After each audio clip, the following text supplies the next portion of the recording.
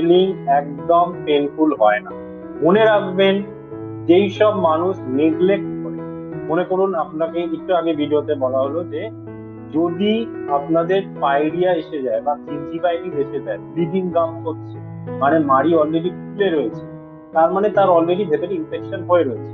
এবার সেখানে আমরা অ্যানাস্থেসিয়া দিয়ে করি কি আস্তে আস্তে ভাবে প্রেশার দিয়ে করি, যেভাবেই করি তখন তো তার ব্যথা হবেই, তাই না? কারণ সে নেগলেক্ট করেছে। একটা কথা আছে মেডিকেল টার্মে, neglect is the only thing that gives pain. যদি আপনি নেগলেক্ট না করেন, যদি প্রত্যেক এভরি ইয়ার প্রত্যেক বছর নিয়মিত স্ক্রিনিং করেন, it's a painless and even harmless and the best treatment to take care of your teeth. It is cheap. সব ডেন্টাল ট্রিটমেন্টের থেকে সব থেকে চিপ এটা। আর best treatment, it is absolutely painless.